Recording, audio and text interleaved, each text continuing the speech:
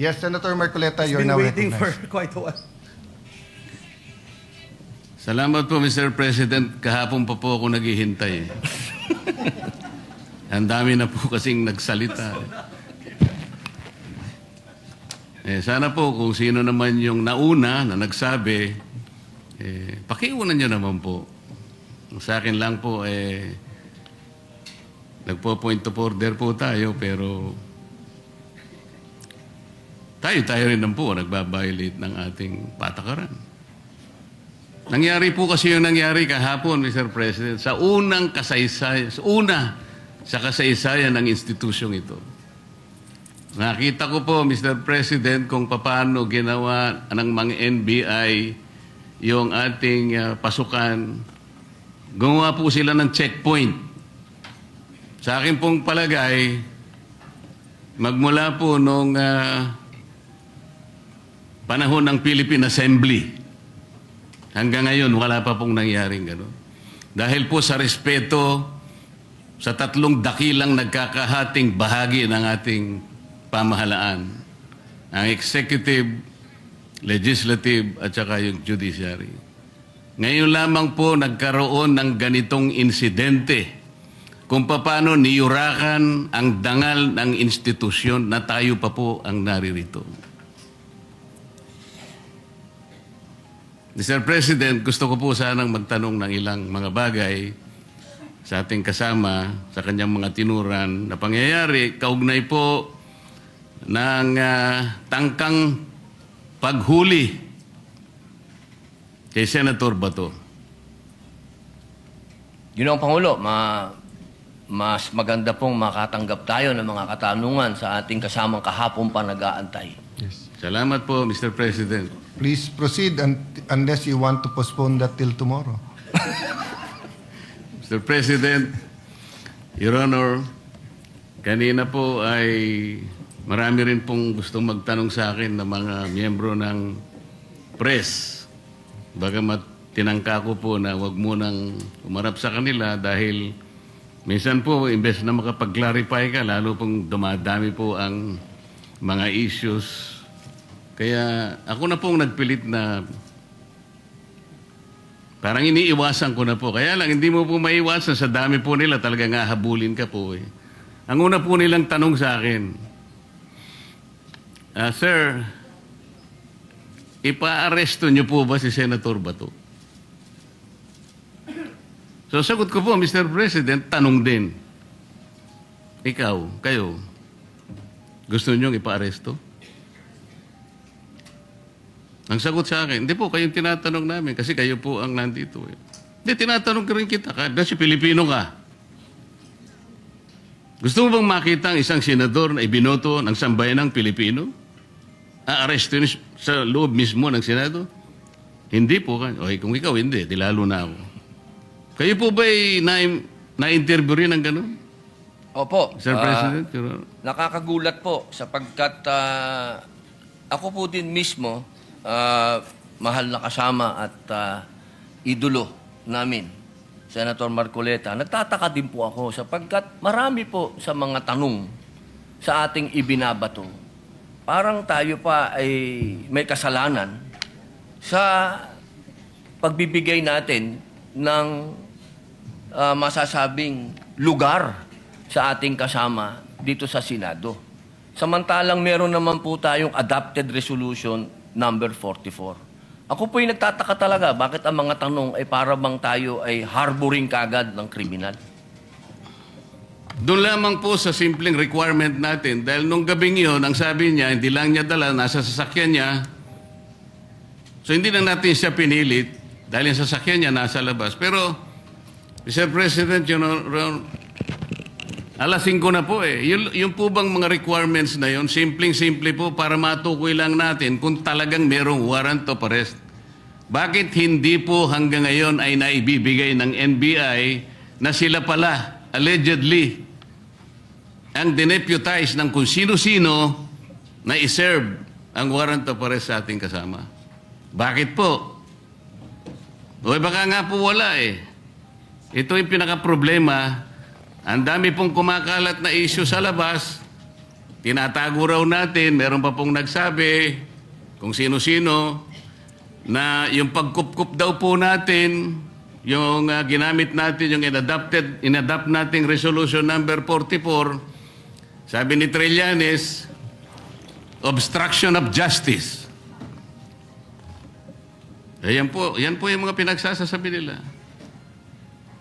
Your Honor, alam niyo po ba yung statement ng Permanent Mission of the Republic of the Philippines sa United Nations noong 79 session of the UN General Assembly?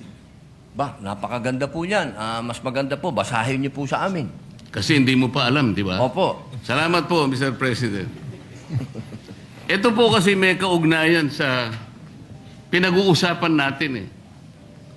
Ito pong 79 session of the UN General Assembly ay may kinalaman po sa pagde-define ng scope and application of the principle of universal jurisdiction. Ito po yung naganap, Mr. President, on October 16, 2024. Kasi po, bilang tayo po ay permanent member ng United Nations, tinanong po nila yung ating posisyon.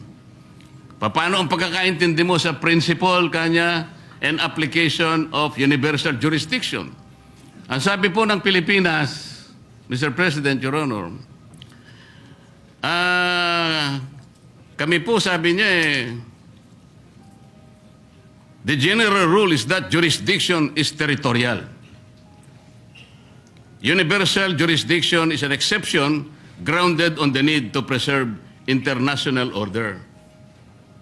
Tama naman po yun eh. Ang pinag-uusapan po na, sinight po ng ating gobyerno, Mr. President, yung Section 17 ng Republic Act number 9551.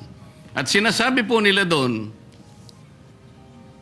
sabi po ng ating permanent mission, Section 17 of RA number 9851 specifically provides for the Philippine jurisdiction over persons, whether military or civilian, suspected or accused of a crime defined and penalized under Republic Act 1951, regardless where the crime is committed. Sa mga tweet, tayo na po ang nagsabi sa United Nations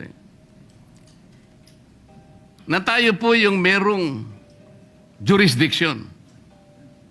At sinama pa nga po yung Section 18 na kung saan ang regional trial court po ang merong jurisdiction. Primary and exclusive jurisdiction.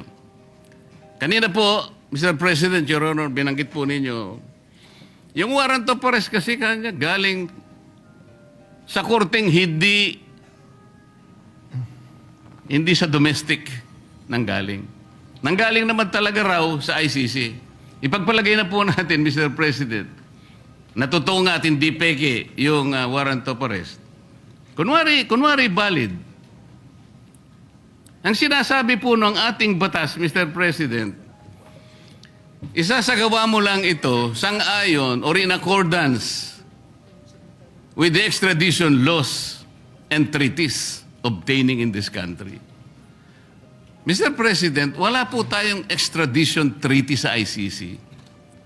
For the simple reason that ICC is not a country.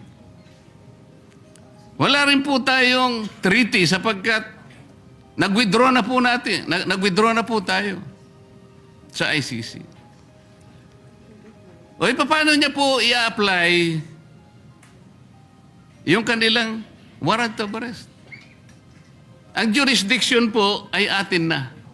Mr. President, Your Honor, on May 10, 2026, ang ating kasama, Senator Bato, was served a subpoena by the CIDG for the alleged crime of EJK. Ano po ibig sabihin nun, Mr. President? Yung pag-serve po nag-subpoena, na-operationalize na po, active na po yung kaso, kahit nasa investigative and prosecutorial stage pa lang, Ibig sabihin, our National Prosecution Service is already actively on the case. Paano po papasok ang ICC? The core function of the ICC, Mr. President, is under the principle of complementarity. Ibig sabihin, kung meron pong local court na gumagawa na po ng kanilang tungkulin, wala na pong pakialam ang ICC. Nang nangyari po, aktibo na pong pinupurso ang kaso, allegedly, EJK sa ating kasamahan.